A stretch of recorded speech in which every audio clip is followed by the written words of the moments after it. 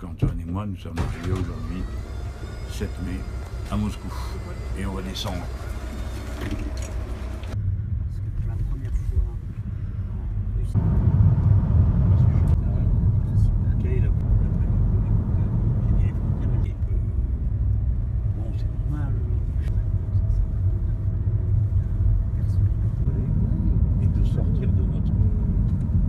À un moment donné, vous voulez faire saluer le monde. C'est de là.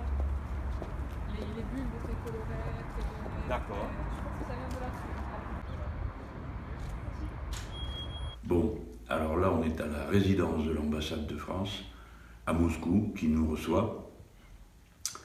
Et c'est notre point de départ pour les différentes activités qu'on a à voir sur la ville. On fait des pas dans Moscou quand même, hein, un peu, pour voir, pour sentir l'ambiance. C'est une ville très moderne, très propre, ce qui est curieux, parce que j'ai l'impression qu'on a pris l'habitude d'une certaine saleté autour de nous qui là n'existe pas. Donc ça surprend, quoi. On est allé vers la place du Bolchoï.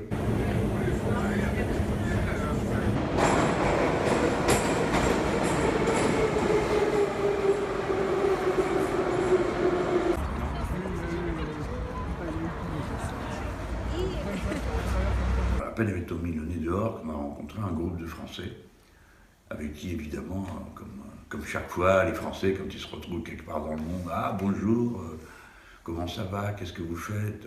Alors là, on est derrière la place rouge, et là c'est le Bolchoï, le palais du Bolchoï, et on voit tout le long des étendards qui correspondent à des fronts et des moments de la guerre de libération qui a permis de se débarrasser des armées de l'Allemagne nazie.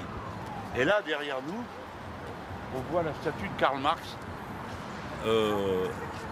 avec plein d'œillets, parce qu'il y a des gens qui sont venus les mettre pour l'anniversaire de la naissance du fondateur du marxisme, évidemment.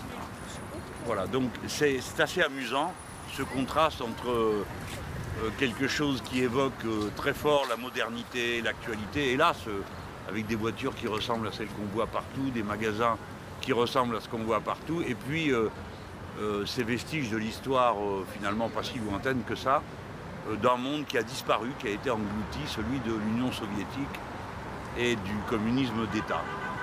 Alors c'est assez... ça crée une ambiance, quelque chose qui est indéfinissable, parce que par définition, une ambiance, on n'arrive pas à le définir. C'est pour ça qu'on parle d'ambiance, sinon on mettrait des mots. Voilà. Et l'air est doux à cette époque de l'année. Les avenues sont extraordinairement larges, si bien que les choses ont un rythme plus lent, semble-t-il, que ce qu'on vit, nous, d'habitude, par exemple, à Paris. Ça a l'air plus fluide, hein. Je ne saurais pas vous dire pourquoi. C'est un peu cacophonique quand même.